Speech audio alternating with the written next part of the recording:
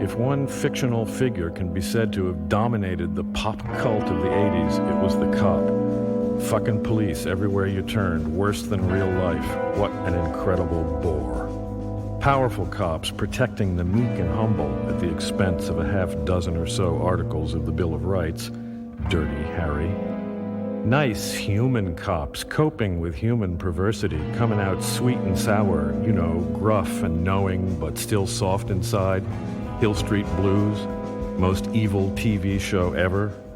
Wise-ass black cops scoring witty racist remarks against hick white cops who nevertheless come to love each other. Eddie Murphy, class traitor. For that masochist thrill, we got wicked, bent cops who threaten to topple our cozy consensus reality from within like Giger-designed tapeworms, but naturally get blown away just in the nick of time by the last honest cop, RoboCop, ideal amalgam of prosthesis and sentimentality.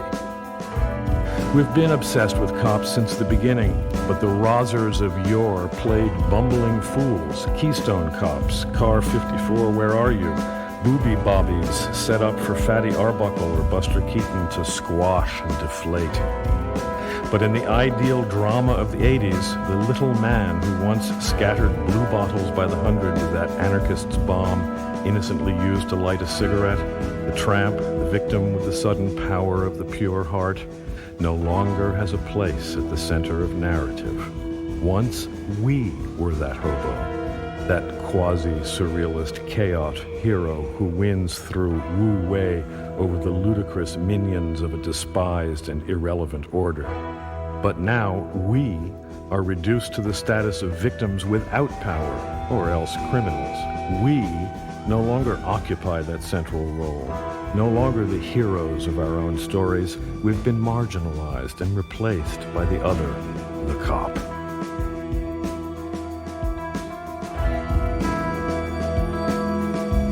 Thus, the cop show has only three characters: victim, criminal, and police person. But the first two fail to be fully human. Only the pig is real. Oddly enough, human society in the 80s, as seen in the other media, sometimes appeared to consist of the same three cliché archetypes. First, the victims, the whining minorities bitching about rights, and who, pray tell, did not belong to a minority in the 80s. Shit, even cops complained about their rights being abused. Then the criminals, largely non-white, despite the obligatory and hallucinatory integration of the media, largely poor or else obscenely rich, hence even more alien, largely perverse, that is, the forbidden mirrors of our desires. I've heard that 1 out of 4 households in America is robbed every year, and that every year nearly 500,000 of us are arrested just for smoking pot. In the face of such statistics, even assuming they're damned lies, one wonders who is not either victim or criminal in our police state of consciousness. The fuzz must mediate for all of us, however fuzzy the interface. They're our only warrior priests, however profane. America's Most Wanted, the most successful TV game show of the 80s, opened up for all of us the role of amateur cop, hitherto merely a media fantasy of middle-class resentment and revenge. Naturally, the true-life cop hates no one so much as the vigilante. Look what happens to poor and/or non-white neighborhood self-protection groups, like the Muslims who tried to eliminate crack dealing in Brooklyn. The cops busted the Muslims. The pushers went free. Real vigilantes threaten the monopoly of enforcement, lèse-majesté, more abominable than incest or murder. But mediated vigilantes function perfectly within the cop state. In fact, it would be more accurate to think of them as unpaid, not even a set of matched luggage, unpaid informers, telemetric snitches, electro-stoolies, rat-finks for a day. What is it that America most wants? Does this phrase refer to criminals or to crimes? To objects of desire in their real presence, unrepresented, unmediated, literally stolen and appropriated? America most wants to fuck off work, ditch the spouse, do drugs because only drugs make you feel as good as the people in TV ads appear to be. Have sex with nubile jailbait? Sodomy? Burglary? Hell yes. What unmediated pleasures are not illegal? Even outdoor barbecues violate smoke ordinances nowadays. The simplest enjoyments turn us against some law. Finally, pleasure becomes too stress-inducing, and only TV remains, and the pleasure of revenge, vicarious betrayal, the sick thrill of the tattletale. America can't have what it most wants, so it has America's most wanted instead. A nation of schoolyard toadies sucking up to an elite of schoolyard bullies. Of course, the program still suffers from a few strange reality glitches. For example, the dramatized segments are enacted cinema verite style by actors. Some viewers are so stupid they believe they're seeing actual footage of real crimes. Hence, the actors are being continually harassed and even arrested, along with, or instead of, the real criminals whose mugshots are flashed after each little documentoid. How quaint, eh? No one really experiences anything. Everyone reduced to the status of ghosts.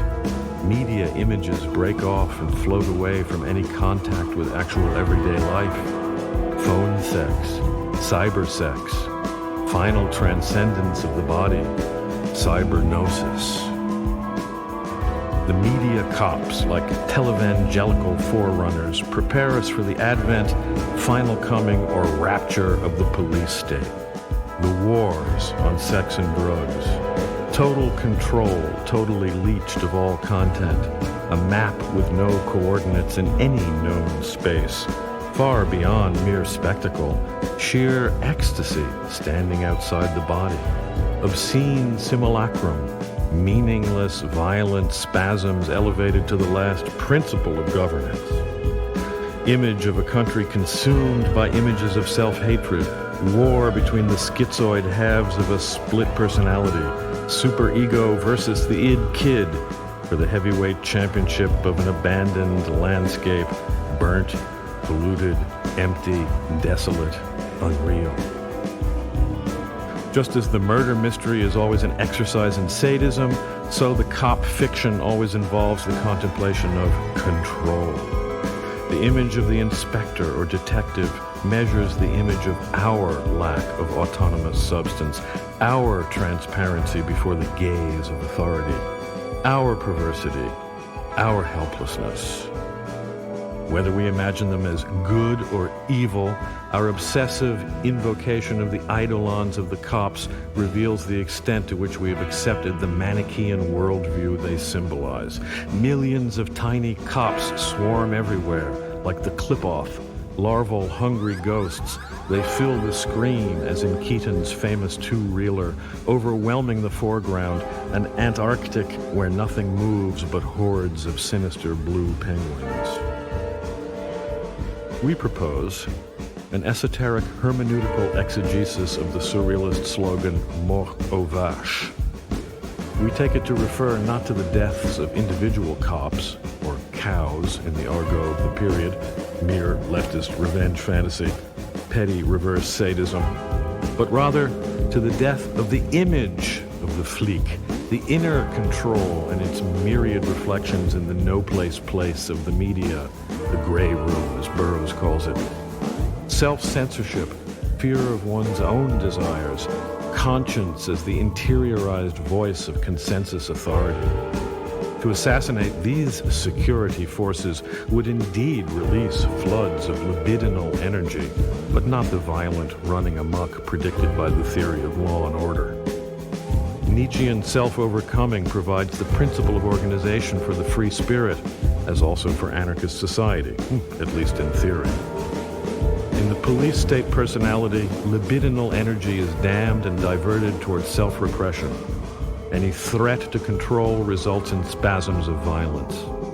In the free spirit personality, energy flows unimpeded and therefore turbulently but gently. Its chaos finds its strange attractor, allowing new spontaneous orders to emerge.